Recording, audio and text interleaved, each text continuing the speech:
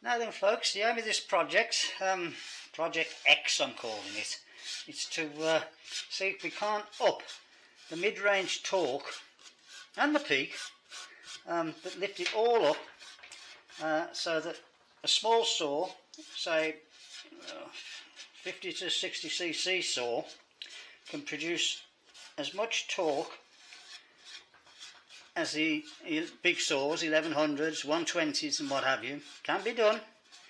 And see if we can get it to pull the 404 chain. That'd be something, wouldn't it?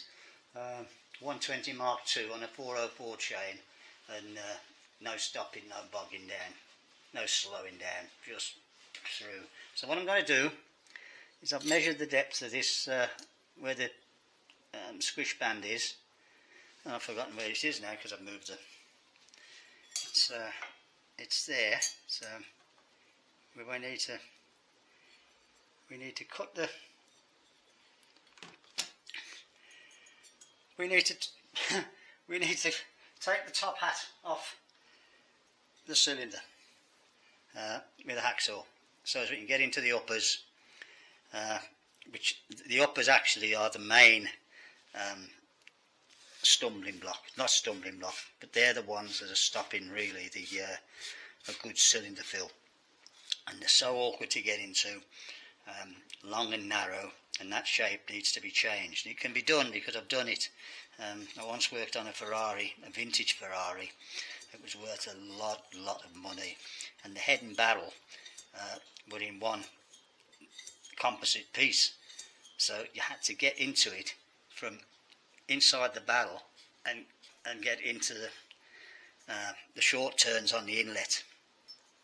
Don't think because it's a 2-stroke and there's a 4-stroke that it's any different. The passages in metal that move the vortex from one position to another. Actually, you win with the 2-stroke because there's no valves. You've got no.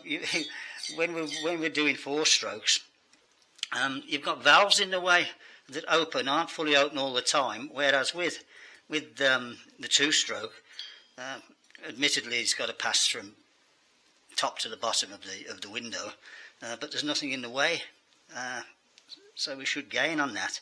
So when I've knocked the top off, we'll have a look inside. Well, we know what's in there, and I'll well, as it progresses. But I need to know that there's some interest in this project, because if you want me to show you all and everything that I know, it'd be nice to get my subscribers up to 1,000, and then we can start getting a bit of funding towards it. Not asking you, just asking you to click the button. So I'll go and get the hacksaw and we'll start cutting.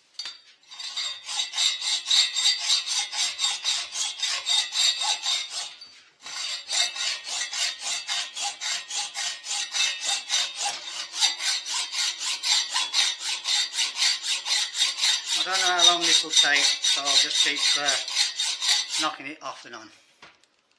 I once cut a whole Sierra Cosworth turbo cylinder head in half through the port, just because I could see where the water jackets were.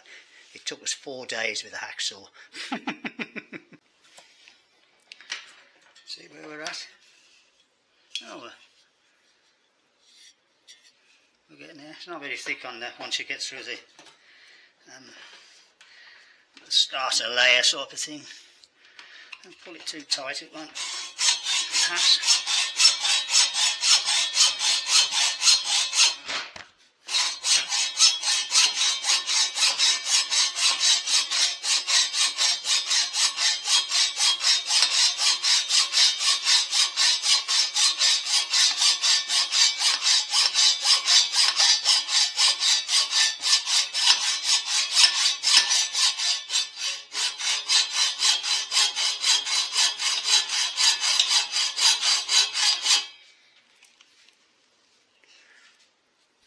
When we've got the lid off this, we can get it on the flow bench and test exactly what is going through the inlet, going out the exhaust, and going up the transition windows to make the charge. We're nearly. I thought we were off there. Put that on.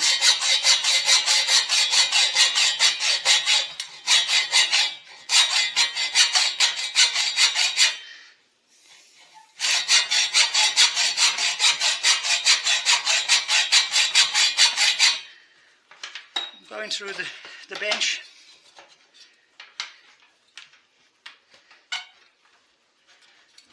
It's nearly there, I've closed it up. This could be a bit awkward to put the camera off because it's going to shake the thing up. Change the position.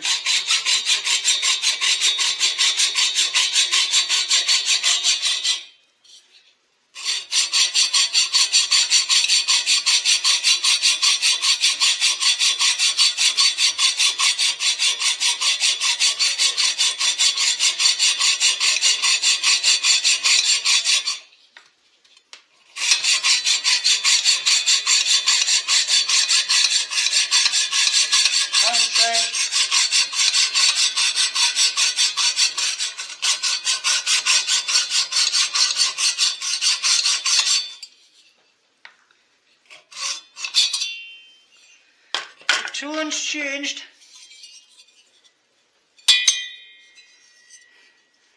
Here we go.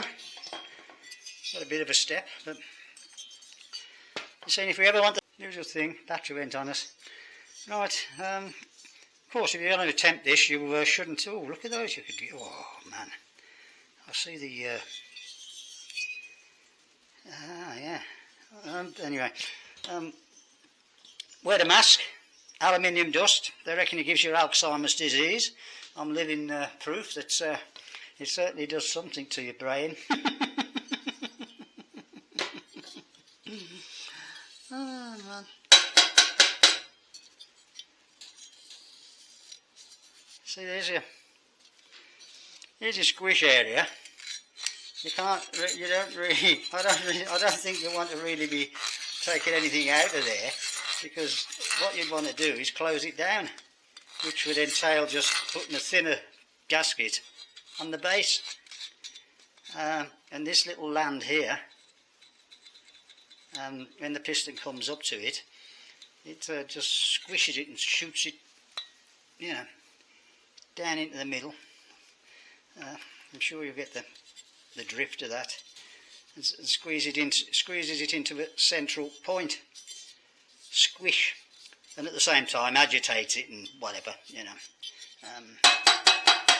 Squashes it, I suppose. Squish. I don't think I'm trying to tell you to cut your top off your cylinder to get into your uppers.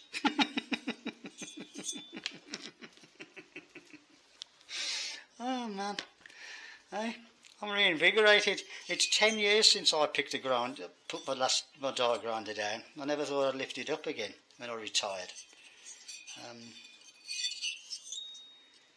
As you can see, these uppers in there, there's a certain bit of shaping I can see that we could do in there to stop the vortex fragmenting. Instead of getting squashed up, we want it to make it to accelerate itself upwards and out to the top of the uppers.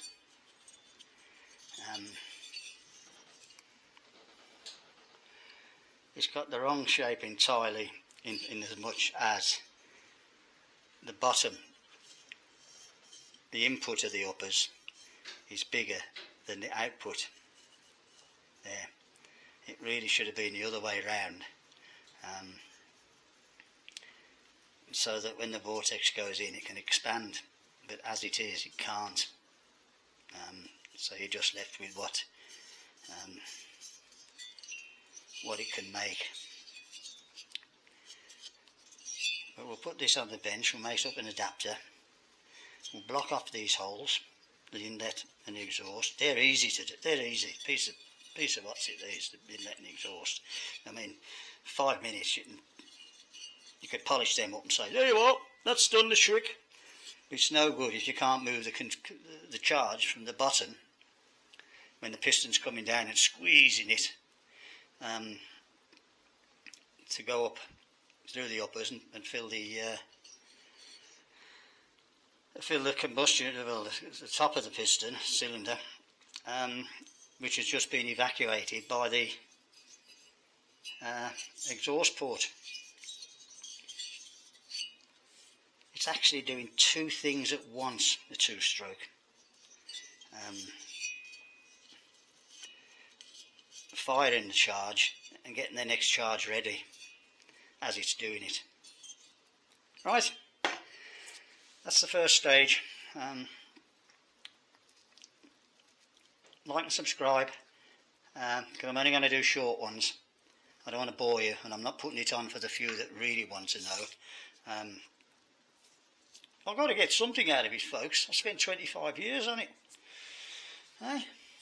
But then again, a lot of people won't even bother looking because I don't know what I'm doing. I don't know what I'm doing. We'll see.